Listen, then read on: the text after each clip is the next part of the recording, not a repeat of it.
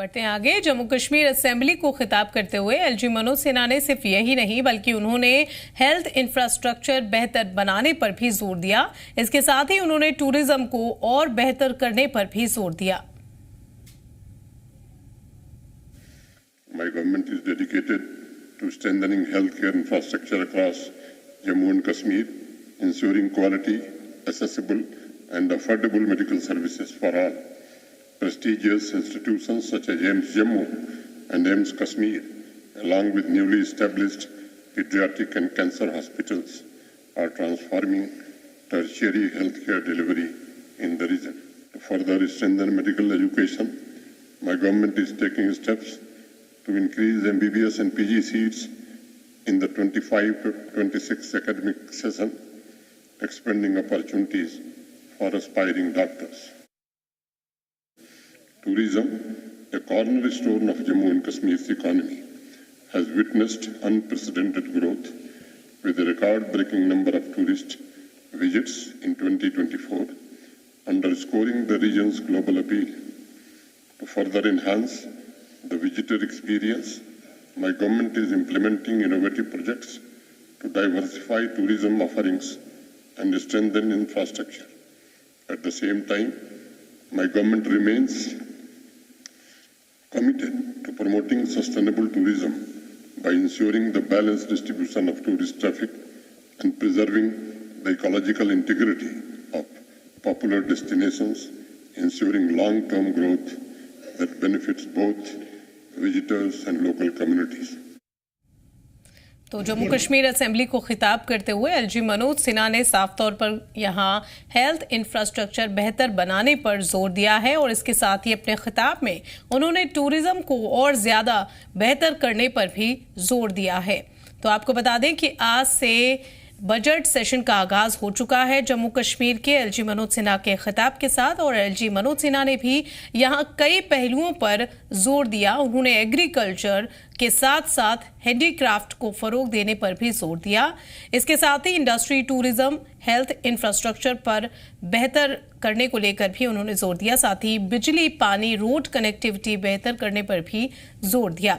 लेकिन अब यह देखने वाली बात रहेगी कि 7 मार्च को जब जम्मू कश्मीर का बजट पेश करेंगे सीएम उमर अब्दुल्ला, तो वो किस मुद्दे को सबसे ज्यादा तरजीह देंगे और क्या उनका बजट, जिस तरीके से एलजी मनोज सिन्हा ने अपने खिताब में कई पहलुओं को उठाया, क्या इनमें से किसी मुद्दे को लेकर वो आगे जाएंगे या नहीं, ये देखने वाली बात रहेगी। लेकिन उम्मीद इसी की जा रही है कि एलजी मनोज सिन्हा ने जिन पहलुओं का जिक्र किया है अपने खिताब में, उसी तरह सीएम उमर अब्दुल्ला भी अपने बजट सत्र को पेश करते हुए उन्हीं सब पर जोर देने की बात कर सकते हैं। लेकिन सबसे ज्यादा जो हमें खबर मिल रही है उसके मुताबिक ये जानकारी सामने आई है कि एलजी मनोज सिन्हा के अलावा सीएम उमर अब्दुल्ला अपने बजट सेशन को पेश करने के दौरान हेल्थ को लेकर, साथ ही साथ कृषि यानी एग्रीकल्चर को लेकर, फरोग देने को लेकर जोर देने की बात कर सकते हैं बजट में। साथ ही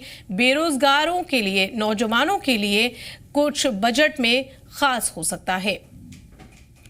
तो आपको बता दें कि एलजी मनोज सिन्हा के आगाज के साथ बजट सेशन के आगाज हो चुका है और 7 मार्च को सीएम उमर अब्दुल्ला अपनी सरकार का पहला बजट पेश करेंगे। तो आपको बता दें कि 7 मार्च को तो सीएम उमर अब्दुल्ला अपनी सरकार का बजट पेश करेंगे, लेकिन आज एलजी मनोज सिन्हा के खिताब के साथ रियासत के पहले बजट सेशन का आगाज हो चुका है। 2025 के बजट सेशन का यह आगाज था। एलजी मनोज सिन्हा ने अपने खिताब के साथ ही असेंबली के बजट सेशन का ये आगाज किया है और एलजी मनोज सिन्हा ने अपने खिताब के दौरान यहां कई पहलुओं पर जोर दिया। एलजी मनोज सिन्हा ने अपने खिताब में कहा कि रियासत में एग्रीकल्चर, हैंडीक्राफ्ट के साथ साथ इंडस्ट्री के फरोग पर भी जोर दिया।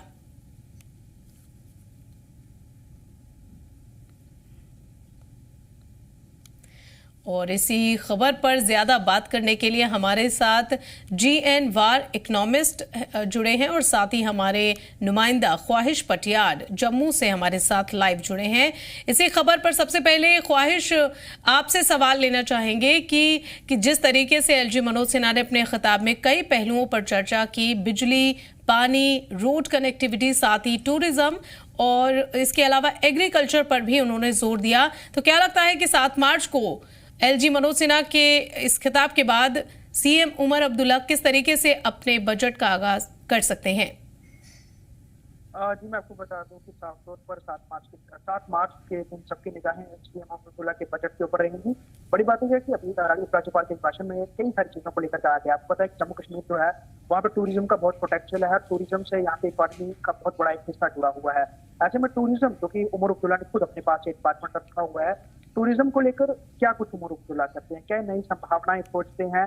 क्योंकि एक समय था जब कश्मीर बॉलीवुड की फेवरेट डेस्टिनेशन था, जहाँ पे फिल्म की शूटिंग होती थी और कोई शायद बॉलीवुड की ऐसी फिल्म नहीं थी जिसमें कश्मीर का कोई हिस्सा ना हो, जहाँ पे शूट ना होता हो, कोई ना कोई पोर्शन जरूर होता था। ऐसे में 90 के दशक के बाद जब आतंकवाद बहुत ज्यादा बढ़ा, उसके बाद शूटिंग रुक गई। लेकिन एक बार पिछले कुछ हम साल देखें और खासतौर पर 2019 के बाद कई दफा यहाँ पर जो है, चाहे वेब सीरीज है, चाहे फिल्म है, सिंघम जैसी फिल्म जो है वो शूट हुई है श्रीनगर कश्मीर में। ऐसे में बॉलीवुड को दोबारा रिझाना हो, देश विदेश के टूरिस्ट को यहाँ पर अट्रैक्ट करना हो, कश्मीर डिवीजन के साथ जम्मू डिवीजन में भी बड़े सारे टूरिस्ट डेस्टिनेशन को एक्सप्लोर करना हो, और अब जिस तरह से रेलवे कनेक्टिविटी बढ़ गई है, वंदे भारत जैसी ट्रेनें जो है कश्मीर तक चलेंगी, उसके अलावा कटरा तक तो ऑलमोस्ट चल रही है, डिवीजन बढ़ गया है रेलवे, और भी रेलवे की लाइन का विस्तार हो रहा है। ऐसे में चाहे वो चनाब खिता हो या पीर पंचाल हो या फिर कठुआ के कुछ खूबसूरत इलाके हों जहाँ पर टूरिस्ट अभी तक नहीं गए हैं, वहां पर उनको ले जाने के लिए क्या कुछ मसूदा तैयार कर रहे हैं, उस पर नजर रहेगी। उसके अलावा हैंडीक्राफ्ट, क्योंकि जम्मू कश्मीर की पहचान एक हैंडीक्राफ्ट की है। जम्मू कश्मीर जिस तरह से पहाड़ी क्षेत्र है, मैदानी इलाके यहाँ सब है, और यहाँ पर पहाड़ी क्षेत्र होने के कारण एग्रीकल्चर जो एक पूरा सेक्टर है वो बहुत ज्यादा सीमित है। अगर हम पहाड़ों की बात करें, वहाँ पर एक तरह की खेती होती है, लेकिन अगर हम पर्टिकुलर किश्तवाड़ भद्रवा की बात करें, वहाँ पर लेवेंडर मिशन के तहत बहुत बड़ा पैमाने पर लेवेंडर की खेती हो रही है, इससे किसानों को फायदा मिल रहा है। साथ साथ हनी जो शहद है उसकी यहाँ पर बहुत ज्यादा यहाँ पर जी बी कीपिंग को लेकर भी मुद्दे को उठाया जा सकता है और उसको लेकर कई ऐलान किए जा सकते हैं। हमारे साथ इकोनॉमिस्ट जी.एन. वार भी मौजूद हैं। आपसे जानना चाहेंगे जी.एन. वार जी की जिस तरीके से आज खिताब किया एलजी मनोज सिन्हा ने इस बजट सेशन के दौरान, उसको मद्देनजर रखते हुए क्या लगता है आपको कि 7 मार्च को उमर सरकार किस बात को सबसे ज्यादा अपने बजट में तरजीह दे सकती है? देखिए, उमर साहब ने जो पिछले महीने प्री बजट मीटिंग जो उन्होंने की, उसमें चूंकि ऑलमोस्ट सारे इंपॉर्टेंट स्टेक होल्डर्स थे, और उस प्री बजट मीटिंग की सबसे जो यूनिक चीज रही वो ये थी कि पहली बार 1951 के बाद पहली बार बजट में प्राइवेट स्कूल्स के व्यू पॉइंट को भी लिया गया, यानी उसमें एजुकेशन सेक्टर को भी अहमियत दी गई, एजुकेशन सेक्टर को भी बुलाया गया। तो हमने उस वक्त सीएम साहब के सामने जो भी एजुकेशन के ताल्लुक से मामलात हैं वो मीटिंग में हमने रखे, क्योंकि 1951 के बाद ये पहली मीटिंग थी जिसमें बाकायदा तौर पर गवर्नमेंट की तरफ से एजुकेशन सेक्टर को बुलाया गया। इससे ये साफ जाहिर होता है कि सरकार के पास एजुकेशन की काफी अहमियत है, एक बात। दूसरी बात, जो अभी आपकी चैनल पे मैं एलजी मनोज साहब का सुन रहा था, जो ने कहा था कि अनप्रेसिडेंटेड ग्रोथ जो है देखने में आई है। अनप्रेसिडेंटेड ग्रोथ के लिए अगर हम जितने भी पैरामीटर्स चेक करें, जितने भी पैरामीटर्स हैं, एक पैरामीटर कोड करें जिसमें ग्रोथ हुई है। मैं चूंकि एजुकेशन के साथ जुड़ा हुआ, मैं एजुकेशन की बात करूंगा। आउट ऑफ स्कूल बच्चों की तादाद 10 से 15 हजार हुआ करती थी। इस वक्त तकरीबन 1.5 लाख बच्चे आउट ऑफ स्कूल हैं जो पढ़ नहीं पा रहे हैं। उसकी वजह यह है कि इकोनॉमी पर कैपिटा इनकम बहुत डाउन हो चुकी है। इसको हम कैसे अनप्रेसिडेंटेड ग्रोथ कहेंगे, एक बात। दूसरी बात, खाने पीने की चीजों से लेके हवा तक पे भी जीएसटी लगाई गई, और इन्हें में लोगों को इन्हें में हर तरह से नचोड़ा गया है। मैं यहाँ एक बात जानना चाहूंगा कि क्या वजह है कि ये जो 1.5 लाख बच्चे स्कूलों से बाहर हैं, क्या आज तक गवर्नमेंट ने कोई सर्वे की कि उसका बुनियादी वजह क्या है? उसकी बुनियादी वजह जो है वो जो लोगों की इकोनॉमिकल कंडीशन बहुत वीक हो चुकी है, एक बात। दूसरी बात, एजुकेशन पे किसी जगह पे टैक्स नहीं है, टैक्स फ्री है, लेकिन बदनसीबी से यहाँ पे एजुकेशन पे भी जीएसटी लगाया गया। मसलन बोर्ड, हत्ता कि बोर्ड के एफिलिएशन फीस पे भी जीएसटी लगाया गया है। अब आप अंदाजा करिए, ये अल्टीमेटली पैसा एक एक एक जो गरीब बच्चे को देना है, गरीब वालिदैन को देना है, एक गरीब जो पेरेंट को देना है।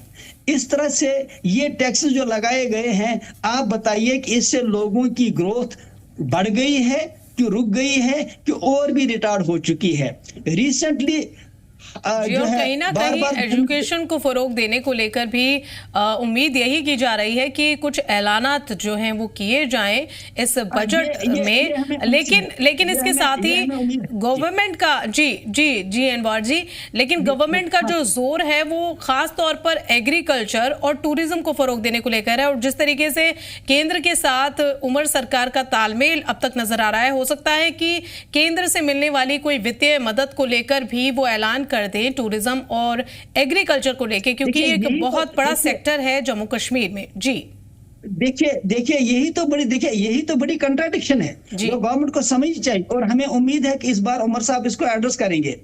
एग्री सेक्टर ले लें, हार्टिकल्चर सेक्टर ले लें, टूरिज्म ले लें, या आप इंडस्ट्री सेक्टर ले लें, सरकार सब्सिडी देती है, सरकार हैंड होल्डिंग करती है, अच्छी बात है।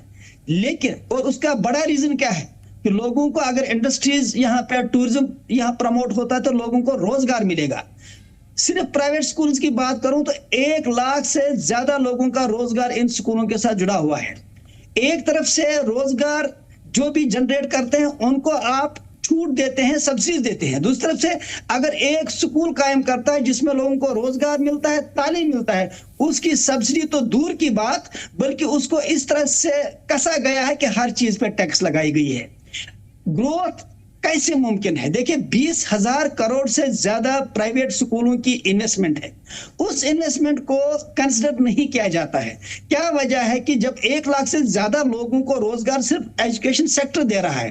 क्या वजह है कि जब हम देख रहे हैं कि कोटा देख लीजिए, डलहौजी देख लीजिए, आप जो है ये इसी तरह से देहरादून देख लीजिए, मैसूर देख लीजिए, वहां की इकोनॉमी को एजुकेशन कितना बूस्ट करती है। वजह क्या है कि कश्मीर में एक भी प्राइवेट यूनिवर्सिटी नहीं है, एक भी प्राइवेट इंस्टीट्यूट ऑफ एक्सीलेंस नहीं है, और हालांकि सबसे ज्यादा जनरेटिंग जो रोजगार फराहम कर सकता है वो एजुकेशन सेक्टर ही कर सकता है। खासकर तालीम का मामला है, नॉलेज इकोनॉमी के तौर पे जम्मू कश्मीर एक हब बन सकता है, लेकिन इस ताल्लुक से आज तक नहीं सोचा गया है। जी, तो क्या लगता है आपको जी अनवर जी कि किस तरीके के ऐलान किए जाने चाहिए एजुकेशन सेक्टर को लेकर, ताकि यहाँ जम्मू कश्मीर रियासत का जो है विकास भी हो सके और बच्चों को बेहतर एजुकेशन भी मिल सके? जिस तरीके से आपने कहा कि 1.5 लाख से ज्यादा स्टूडेंट्स जो हैं स्कूल से बाहर हैं, तो किस तरीके से आप चाहते हैं कि ऐलान किए जाए एजुकेशन सेक्टर को लेकर? जी देखिए, हमें इसमें ये उम्मीद है कि सरकार को कम से कम जितने भी टैक्सेस एजुकेशन सेक्टर पे हैं, डायरेक्ट या इनडायरेक्ट, उन टैक्सेस को खत्म किया जाए। एफिलिएशन पे जो टैक्स लगा है उसको खत्म किया जाए। ट्रांसपोर्ट, जो स्कूल की बसें होते हैं, व्हीकल्स जो हैं, उन पे जो उनको जो कमर्शियल कंसिडर किया जाता है उनको उस कमर्शियल जुमरे से बाहर निकाला जाए और उन पे भी टैक्स को खत्म किया जाए। उसके साथ कोचिंग, देखिए कोचिंग इंडस्ट्री चूंकि एक बहुत बड़ी इंडस्ट्री है, अक्सर बच्चे कोचिंग के लिए जाते हैं। कोचिंग पे आप हैरान होंगे, इन ए वे डायरेक्ट इनडायरेक्ट 28% जीएसटी है जो एक गरीब बच्चे को देना पड़ रहा है। आप कहेंगे कैसे? 18% जीएसटी है और 10% सरकार कहते हैं कि फ्री ऑफ कास्ट बच्चों को आप जो है एडमिशन दे दो। 10% वो जोड़िए, 18% ये जोड़िए, 28%। क्या एक आम बच्चा जो इकोनॉमिकली वीक है, क्या उस पर यह बर्डन नहीं है? इसी वजह से 1.5 लाख रुपए कोचिंग फीस हो चुकी है, और क्योंकि उस पर तकरीबन 10% फ्री ऑफ कास्ट, 18% जीएसटी, 28% इन्हें वे टैक्स जा रहा है। हमें उम्मीद है कि कोचिंग को टैक्स फ्री किया जाए। हमें यह भी उम्मीद है कि सरकार ऐलान करेगी कि जितने भी टैक्स लगाए गए हैं उनको वापस लिया जाए। स्कूल की बसें, खासकर ट्रांसपोर्ट जो है, उनको टैक्स फ्री किया जाए और उनको कमर्शियल जुमरे से बाहर निकाला जाए। उसके साथ जो स्कूलों के ताल्लुक से स्टेशनरी है, बुक्स है, उनको भी टैक्स से फ्री किया जाए। जी, और हमारे साथ हमारे नुमाइंदा ख्वाहिश पटियाड़ भी हमारे साथ जुड़े हैं। ख्वाहिश, क्या कहना है आपका, क्या कहना चाहेंगे आप इस पर, जिस तरीके से जी अनवर जी ने कहा कि एजुकेशन टैक्स फ्री करनी चाहिए रियासत में, ताकि ज्यादा से ज्यादा लोगों को एजुकेशन का फायदा हो और इससे रियासत का विकास भी हो? जी ख्वाहिश। जी देखिए, साफ तौर पे ये बात बहुत सही है कि जम्मू कश्मीर के बड़े सारे बच्चे जो हैं वो बाहर के राज्यों में पढ़ने के लिए जाते हैं। अगर यहाँ की स्कूलिंग देखी जाए तो वो बाहर के जो स्टेट्स की स्कूलिंग है उससे काफी पीछे है। अगर हम कई सारे सरकारी यहाँ स्कूल देखें, एक एक टीचर जो है वो 2-2 3-3 क्लासेस ले रहा है और 2-2 3-3 क्लासेस सरकारी स्कूलों में मर्ज होकर चल रही हैं। ऐसे में अगर हम ज्यादातर सरकारी स्कूलों में देखें तो वहाँ बच्चों की जो उनका जो रुख है पढ़ने का वो बहुत कम है, वो प्राइवेट स्कूलों की तरफ ज्यादा जाते हैं। ऐसे में अगर हम प्राइवेट स्कूलों की बात करें तो उन्होंने भी टीचर जो है वो ज्यादा एजुकेटेड नहीं लगाए हैं, यानी कि एक स्तर के तहत जो है वो टीचर्स लगाए गए हैं कम आमदनी वाले। बड़े सारे बच्चे जो है हमारे जब वो 10th 11th 12th तक पहुंचते हैं तो बाहर के राज्यों के बच्चों के साथ compete करने के लिए उनका लेवल नहीं हो पाता है।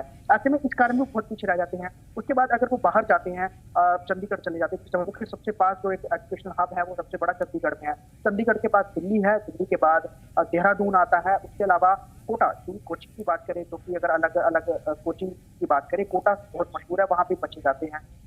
बाहर जाना पड़ता है, लोगों को अपना मोटी रकम जो है अपनी सेविंग की, अपने बच्चों के फ्यूचर के लिए वो खर्च करनी पड़ती है बच्चों को बाहर भेजने के लिए। अगर वैसा है एक एजुकेशन इंफ्रास्ट्रक्चर यहाँ पर खड़ा किया है या फिर कोई प्राइवेट सेक्टर जो है जिस तरह से बढ़ाया जाता है जी, तो कहीं ना कहीं आप हमारे इकोनॉमिस्ट जीएन शाहवार जी की बात से बिल्कुल इत्तेफाक रख रहे हैं, लेकिन ख्वाहिश आपसे जानना चाहेंगे कि अगर आपके मन में कोई सवाल है तो आप भी जीएन वार जी से कर सकते हैं इस बजट सेशन को लेकर और किस तरीके से बजट पेश हो सकता है उसको लेकर। अगर आपके पास कोई सवाल है तो जीएन वार जी से आप पूछ सकते हैं। देखिए, मैं यही पूछना चाहूंगा कि अगर जिस तरह से हम बजट सत्र देखते हैं तो ज्यादातर जो है वो चीजों पर बात, जैसे उन्होंने एजुकेशन सेक्टर की बात की, तो एजुकेशन सेक्टर पे किस तरह से बात होगी। अभी भी हम देख रहे हैं हमारे बड़े सारे विधायक जो हैं वो एजुकेशन सेक्टर को, खासतौर पे इन चीजों के ऊपर कि इसमें जो है टैक्स फ्री किया जाए एजुकेशन को, और जैसे उम्र गवर्नमेंट की मैनिफेस्टो में भी था कि बेटियों के लिए, बच्चियों के लिए जो एजुकेशन फ्री रखी जाएगी, उस पर जो है अभी खुलकर के बात नहीं की जा रही है। मैं यही पूछना चाहूंगा, क्या ऐसा माहौल इन्हें लगता है कि यहाँ पर ये बजट सत्र में जो है एजुकेशन सेक्टर के ऊपर बात की जाए, क्योंकि बहुत बड़ा रेवेन्यू सोर्स है, बहुत बड़ा पैसे का स्रोत जो है वो इस पूरे सेक्टर के साथ जुड़ा हुआ है, लोगों का भी बहुत पैसा खर्च होता है। तो ऐसे में क्या कुछ किया जा सकता है अगर ये गवर्नमेंट तक अपनी बात पहुंचाना चाहे? बिल्कुल, तो किस तरह से इस बात को रखना चाहिए? जी बिल्कुल बिल्कुल। जीएन वार जी, मैं अच्छी तरह से बात नहीं समझ पाई क्योंकि आवाज बहुत कट कट के आ रही थी। अगर ये इस ख्वाहिश ने जी मैं उनका सवाल रिपीट करना चाहूंगी। ख्वाहिश ने ये बोला है जीएन वार जी कि एजुकेशन सेक्टर में बहुत तगड़ा रेवेन्यू जो है वो जनरेट होता है, तो ऐसे में किस तरीके के ऐलानात किए जाने चाहिए इस बजट सेशन में एजुकेशन सेक्टर को लेकर, और ताकि बच्चों को तालीम भी मिल सके और कहीं ना कहीं जो है रियासत का विकास भी हो। ख्वाहिश साहब का शुक्रिया, बहुत ही अहम सवाल और बहुत ही अच्छा सवाल है। सवाल यह है कि हम देख रहे हैं कि अगर हम सिर्फ 2013 की सर्वे देखें, एक सर्वे यहाँ पे हुई थी जिसमें ये देखा गया था कि 12,000 करोड़ रुपए हर साल कश्मीर से बाहर जाता है, जो बच्चे बाहर एडमिशन लेते हैं, चाहे एमबीबीएस या लोअर क्लास, हायर क्लास के लिए जो जाते हैं अब्रॉड या विद इन इंडिया जो डिफरेंट स्टेट्स में जाते हैं, तो 12,000 करोड़ रुपया हमारा पैसा जो बाहर जाता है। सीधी सी बात है, वो पैसा क्यों बाहर जाता है? यहाँ पे ऐसे कंट्राडिक्टरी लॉज बने हुए हैं। मसलन मैं एक लॉ की आपको रेफरेंस दूं, वो ये है कि यहाँ पे गवर्नमेंट ने ये रखा था कि अगर कोई बच्चा नीट या जेईई क्वालिफाई करता है तो अगर वो जेईई क्वालिफाई करके यहाँ एडमिशन लेना चाहता है, इंजीनियरिंग कॉलेज में एडमिशन नहीं ले सकता है, उसको लाजमन बाहर जम्मू कश्मीर से बाहर एडमिशन लेना है। यहाँ वही बच्चे एडमिशन ले सकते थे जो जेके बोपी के थ्रू आते हैं। JEE score all over India है, लेकिन हमारे बच्चों को बाहर इजाजत नहीं था। ये हम हाईकोर्ट का शुक्रिया अदा करना चाहेंगे कि रिसेंटली 2-3 महीने पहले हाईकोर्ट की डायरेक्शन आ गई और गवर्नर साहब ने कहा कि नहीं, ये तो ज्यादती है, यहाँ के बच्चों को भी जेई स्कोर पे लेना चाहिए। इसके साथ यहाँ पे एक और प्राइम मिनिस्टर स्कॉलरशिप स्कीम है। देखिए अलमिया क्या है, 5,000 बच्चों को स्कॉलरशिप मिलता है, लेकिन कंडीशन यह है कि ये बच्चे लाजमन कश्मीर से बाहर जाएं तभी उनको वो पैसा मिलेगा। अगर लोकल कोई प्राइवेट कॉलेज है, अगर वहां एडमिशन लेंगे तो वो पैसा नहीं मिलेगा। मसलन एक इंजीनियरिंग बच्चे पे एवरेज में अगर वो बाहर किसी कॉलेज में जाता है तो ये डिपेंड करता है कॉलेज पे, 7-8 लाख रुपए कम से कम सरकार की तरफ से उसको स्कॉलरशिप मिलता है, क्योंकि पूरी किताबें free, uniform free, books free, admission fees सब कुछ फ्री है। लेकिन यही बच्चा अगर यहाँ के इंजीनियरिंग कॉलेज में एडमिशन लेगा तो उसको वो पैसा नहीं मिलेगा। यहाँ अपना एक जो रीजन हमारे अपने प्राइवेट इंजीनियरिंग कॉलेज हैं वो खाली हैं। जैसे यहाँ एक ही इंजीनियरिंग कॉलेज इस बार बड़ा कश्मीर इंजीनियरिंग कॉलेज, उसमें एडमिशन नहीं आ गए। वजह यह है कि बच्चों को कहा जाता है अगर आप बाहर के कॉलेज में जाएंगे तो उन कॉलेजों को सरकार पैसा देती है, लोकल कॉलेजों को पैसा नहीं देती है। मुझे बताइए, जब चारों तरफ से इकोनॉमिक ड्रेन होगा, स्कॉलरशिप मिलेगा तो बाहर के कॉलेजों को पैसा मिलेगा, एडमिशन होगा तो बाहर के कॉलेजों को फायदा है। इस वजह से हम इस बार चाहेंगे कि गवर्नमेंट इस बार संजीदगी से इसमें फैसला दे ताकि जम्मू कश्मीर एजुकेशन का हब बने, हमारे बच्चे बाहर न जाए, हमारा पैसा बच जाएगा। बिल्कुल, इस बात से हम भी सहमत है कि एजुकेशन का हब बनना चाहिए जम्मू कश्मीर, ताकि बाहर जाने की बजाय बच्चों को, तलबा तालिबात को जो है एजुकेशन जम्मू कश्मीर रियासत के अंदर ही मिल सके और वो अपना विकास कर सके। लेकिन एक सवाल ये इसके अलावा उठता है, ख्वाहिश इस पर मैं आपसे जवाब चाहूंगी कि एजुकेशन तो चलो एक सेक्टर है जिसमें विकास होना चाहिए, जिस पर बजट में बात होनी चाहिए, मगर इसके अलावा बेरोजगारी जम्मू कश्मीर में एक बहुत बड़ा मुद्दा है और नौजवानों को नौकरियां नहीं मिलती। इसी मुद्दे को लेकर पॉलिटिकल पार्टियों ने असेंबली इलेक्शन में अपने चुनावी मैनिफेस्टो में इसको लेकर बातें कही थी। तो कहीं ना कहीं उमर सरकार के बजट की जहां तक बात है, हो सकता है कि नौजवानों को नौकरी देने के लिए टूरिज्म सेक्टर, एग्रीकल्चर में कहीं ना कहीं कुछ बड़े ऐलानात किए जाएं जिससे नौजवानों को रोजगार के मौके फराहम हो सके। जी ख्वाहिश। देखिए जी बिल्कुल, क्योंकि साफ तौर पर सरकार को रेवेन्यू देखने के तहत यहाँ पर जॉब अपॉर्चुनिटीज को भी बढ़ाना होगा। अगर हम इस समय सरकार की बात करें तो सरकार ये देख रही है कि वो बजट किस तरह से एलोकेट करे और क्या कितने नए लोगों को रोजगार दे, जिससे सरकार का जो खजाना है वो क्योंकि बहुत समय उसकी कंडीशन ठीक नहीं है तो सरकार वो भी देख रही है। अगर हम हर एक विभाग की देखें, चाहे वो टूरिज्म हो, चाहे वो हेल्थ सेक्टर हो, एजुकेशन, मेडिकल सेक्टर हो, PWD हो, उसके अलावा जल शक्ति हो, जितने भी विभाग हैं वहाँ पोस्ट खाली पड़े हुए हैं। बहुत ज्यादा पोस्ट भरने की जरूरत है और सरकार क्या इन विभागों में एक साथ पोस्ट निकालेगी? बड़ी बात यह है कि आपके सामने सरकार जो है, चाहे वो JKSSB के थ्रू जो है वो पोस्ट निकालती है, आगे रेफर कर देती है, उसके बाद अलग अलग डिपार्टमेंट्स के लिए जो एग्जाम्स कंडक्ट किए जाते हैं। उसके अलावा JKPSC है जो कि हायर जो पोस्ट है उसके लिए जो है वो पूरा सिस्टम बना के आगे जो है जॉब के लिए काम करते हैं। लेकिन अभी बहुत ज्यादा ये जरूरत है कि जो वैक्यूम क्रिएट हुआ है, जो पोस्ट खाली है, वो भरी जाए। और यहाँ पर अगर लगातार यहाँ पर सरकार ये करना शुरू होगी तो यकीनन बहुत बड़ा एक नंबर है युवाओं का जो पढ़े लिखे हैं और जो चाहते हैं गवर्नमेंट में सर्विस करना, गवर्नमेंट जॉब करना, उनको ये मौका मिल सकता है। यहाँ पर लोग इंतजार कर रहे हैं। पिछले कुछ सालों की बात करें तो यहाँ पर जम्मू पुलिस सब इंस्पेक्टर के इम्तिहान हुए, जो फाइनेंस के एग्जाम हुए, उसके अलावा इंजीनियरिंग के उसके एग्जाम हुए, वो सब जो है वो उनमें गड़बड़ी पाई गई। उसके बाद वो एग्जाम रद्द हो गए। उसके बाद जिन बच्चों ने एग्जाम दिए थे उनके एग्जाम नहीं हुए, कई ओवर एज हो गए और उनका वक्त निकल गया सरकारी नौकरी पाने के लिए। ऐसे में वो लोग भी सरकार की तरफ टकटकी लगाए हैं। उसके अलावा हर साल जो है हजारों बच्चे डिग्रियां हासिल करके वो इस जॉब के लिए जो है वो एलिजिबल हो जाते हैं सरकारी नौकरियों के लिए और लगातार फॉर्म भी भर रहे हैं। लेकिन बड़ी बात है जॉब मिल नहीं रही है। अभी इनकी उम्मीद सरकार पर यही है थोड़ा थोड़ा करके हर विभाग जो है वो पोस्ट जनरेट किए जाए ताकि लोग जो है उनको सरकारी नौकरी में अकोमोडेट हो, उनको अकोमोडेशन मिले और वो धीरे धीरे करके सेटल होते जाए। उसके बाद क्योंकि एक साथ सरकारी नौकरी में भी हर किसी को नौकरी मिले ये पॉसिबल नहीं है।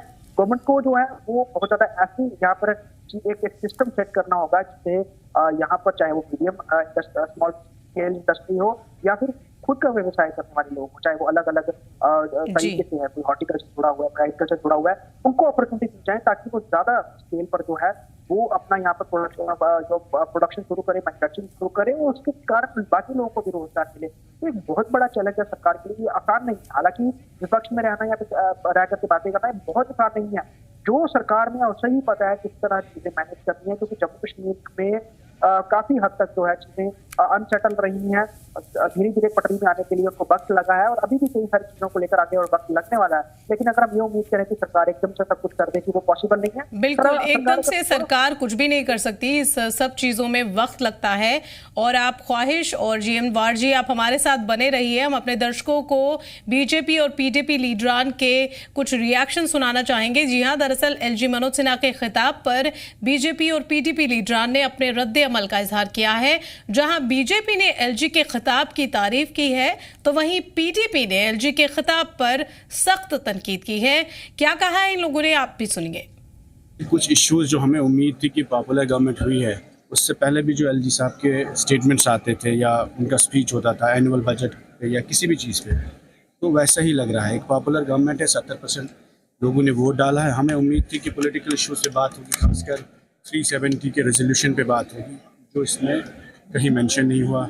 उसके साथ साथ जो प्रिजनर्स जम्मू कश्मीर के बाहर के जेलों में हैं, हमें उम्मीद थी उस पर बात होगी, वो नहीं था। 13 जुलाई जो मार्टियर्स डे जम्मू कश्मीर में एक स्टेट हॉलीडे हुआ करता था, उसका कहीं मेंशन नहीं है, जो बहुत ही बड़ा एक पॉलिटिकल इशू है जम्मू कश्मीर की डेमोक्रेटिक अवेकनिंग के लिए। खासकर जो नौजवानों के खिलाफ एफआईआर्स है, उनका कोई मेंशन नहीं है। प्रॉपर्टी अटैचमेंट का कोई मेंशन नहीं है। और हर दिन हम देख रहे हैं कि मुलाजिम की जो टर्मिनेशन हुई है 311 में, उसका कोई मेंशन नहीं है। तो हमारी उम्मीद है कि ऐसे जो कोर इश्यूज है वो एक पॉपुलर गवर्नमेंट में मेंशन होने चाहिए। और मैंने बता दिया अभी, उपराज्यपाल महोदय जी की आज की स्पीच पीएम नरेंद्र मोदी जी के जम्मू कश्मीर के विजन का एंडोर्समेंट है। इस गवर्नमेंट ने नरेंद्र मोदी जी के विजन को एंडोर्स किया है। जिस तरह से प्ले कार्ड, जिन लोगों का कोई आधार नहीं, जिन लोगों की कोई बेस नहीं, जिन लोगों की कोई जमीन नहीं, उनको इन प्ले कार्ड्स के अलावा क्या है? कोई मुद्दा नहीं, कोई इश्यू नहीं, कोई लोगों की समस्या नहीं। तो प्ले कार्ड लगा के उसने अपना फोटो उठा लिया, उसी पे तो उन्हें जीवित रहना है, और क्या उनके पास। तो पीडीपी ने एलजी के खिताब पर सख्त तनकीद का इजहार किया है। हालांकि बीजेपी ने एलजी के खिताब की तारीफ जरूर की है, लाजमी सी बात है। लेकिन आना चाहेंगे जीएम वार जी आपके पास और जानना चाहेंगे जिस तरीके से रिएक्शन सामने आ रहे हैं खासतौर पर पीडीपी लीडरान के, तो उस पर आप क्या कहना चाहेंगे?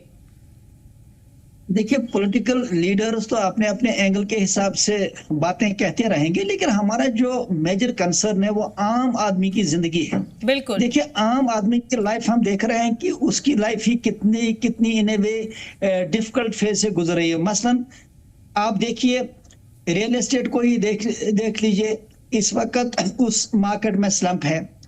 मार्केट्स को देख लीजिए, ट्रेड बहुत ही मुतासर हो चुका है, सेल्स बहुत कम हो चुकी हैं, लोगों की पर कैपिटा इनकम बहुत ही कमजोर हो चुकी है।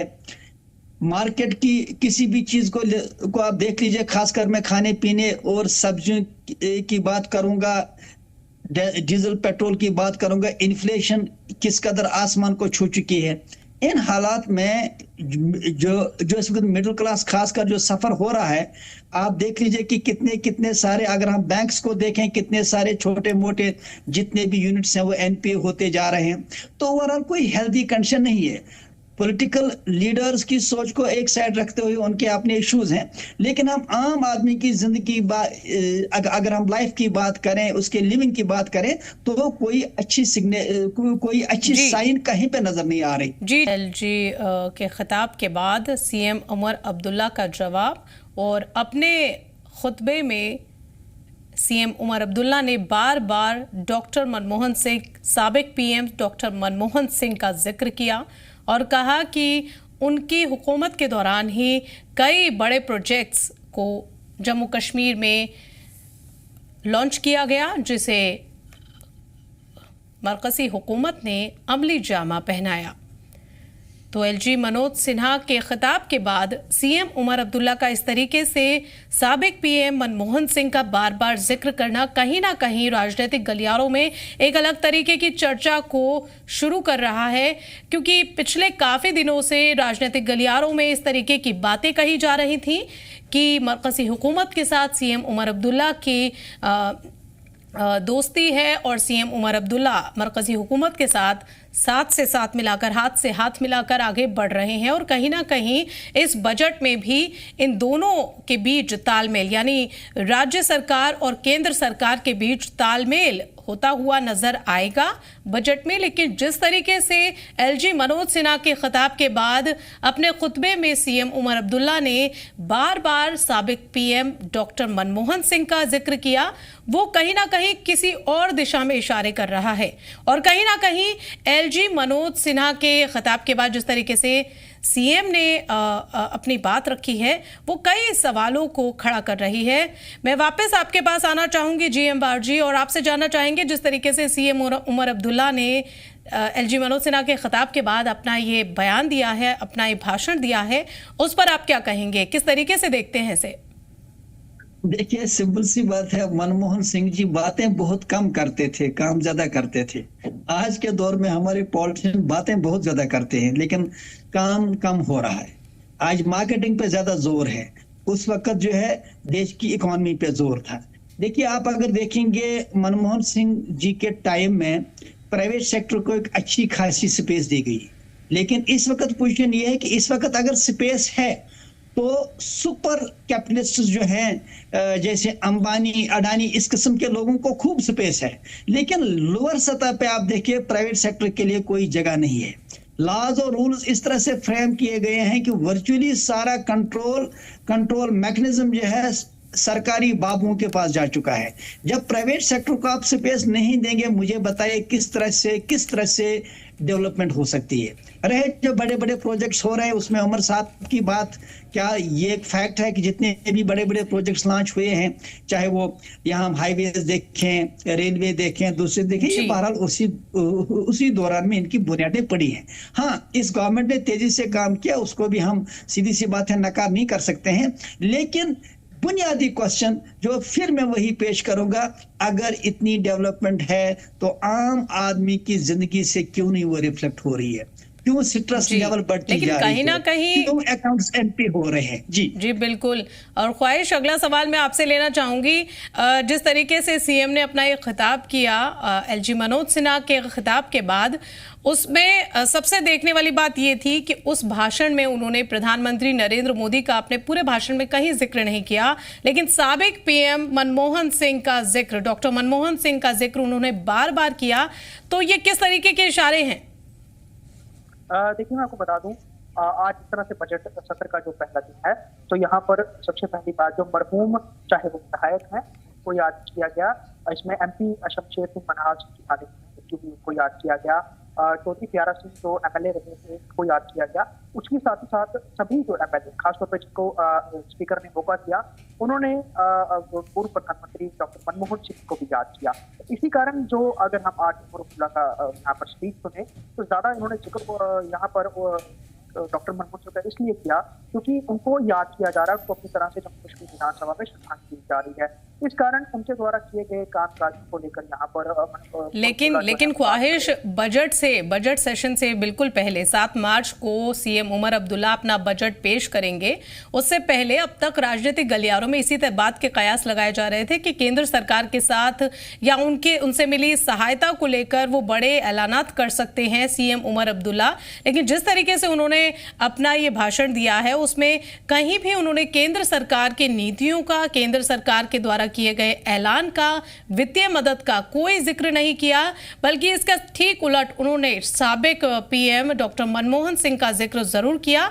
तो कहीं ना कहीं इंडिया इत्तेहाद के बॉन्ड को मजबूत करने को लेकर भी शायद उनके इशारे हों।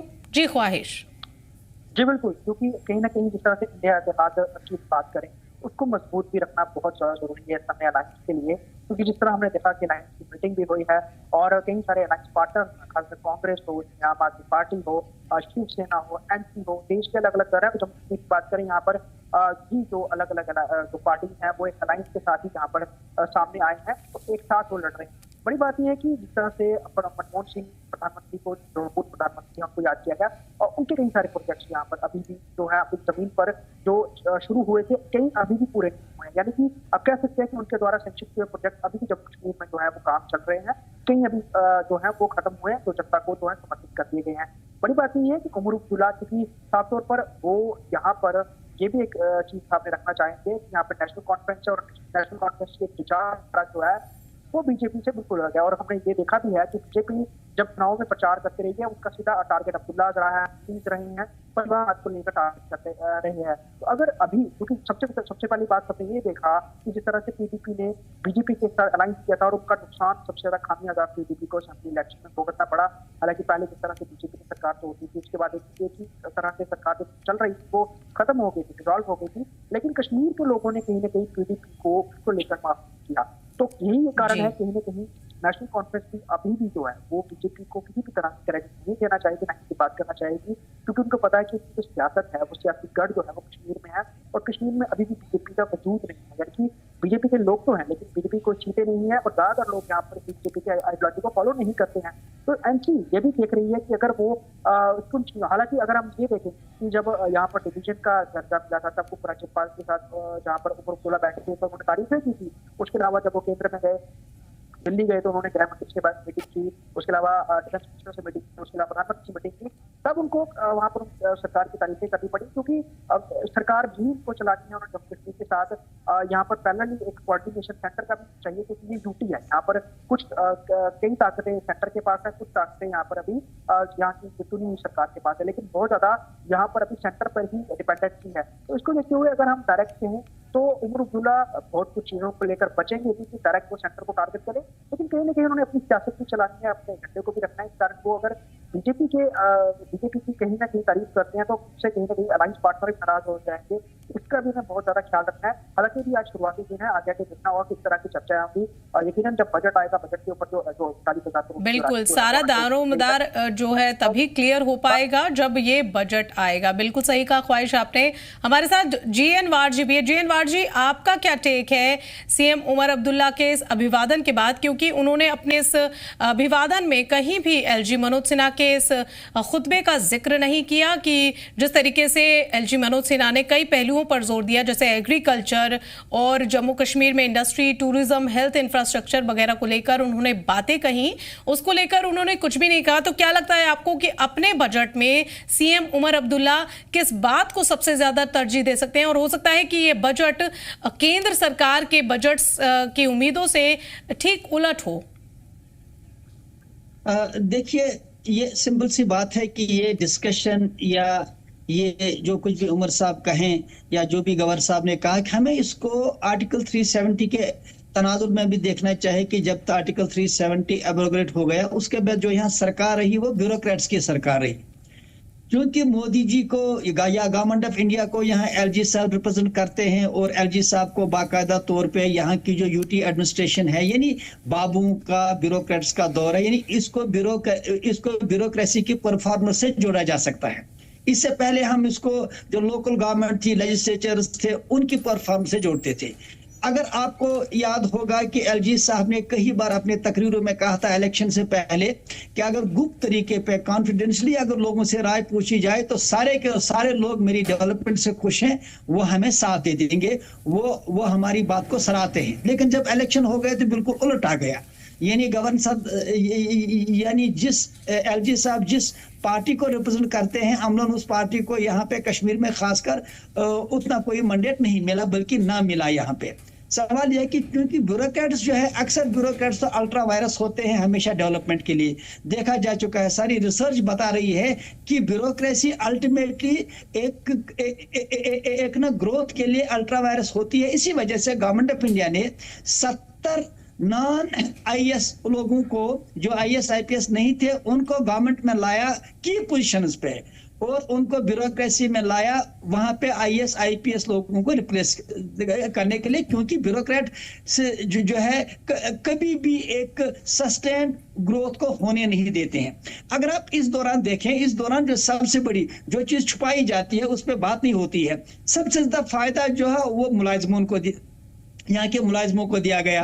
उनकी पर्क्स, उनकी टीए, उनके डीए, उनकी सैलरी, उनके पे कमीशन, उस पे खूब तवज्जो दी गई और सरकारी मुलाजिमों को चुप कराने के लिए, खुश कराने के लिए या उनसे अपने हिसाब से काम लेने के लिए उनकी खूब हौसला अफजाई की गई और मैक्सिमम बजट कंज्यूम हो रहा है सैलरीज पे।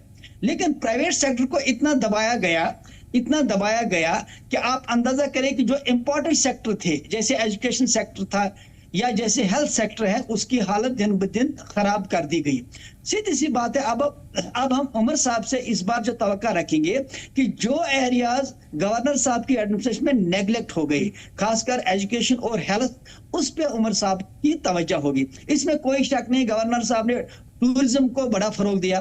टूरिज्म चूंकि एक पॉलिटिकल मामले के साथ जो है आमतौर पे जोड़ा जाता है, पीस एक्टिविटी के साथ जोड़ा जाता है, तो उसके अपने जो है डायमेंशन है जी, क्योंकि टूरिज्म कहीं ना कहीं एक बहुत ही बड़ा रेवेन्यू जनरेट करता है रियासत के लिए, और इसीलिए टूरिज्म पे जी देखिए उसमें एक और चीज है, आप देखिए हमें ये बात भी जहन से ओझल नहीं होनी चाहिए कि टूरिज्म न सिर्फ इकोनॉमी को बल्कि पीस एक्टिविटी को भी रिप्रेजेंट करता है। बिल्कुल उस तरह से आप जो है उसमें कोई दो राय नहीं है, लेकिन उसके साथ जो वाइटल सेक्टर एजुकेशन थी वही मामूली बात है। सिर्फ कश्मीर डिवीजन की बात करूं, पिछले 3 सालों के दौरान 240 स्कूल बंद हो गए। इतना ही नहीं, 1.5 लाख बच्चे तो बाहर हैं ही स्कूलों से।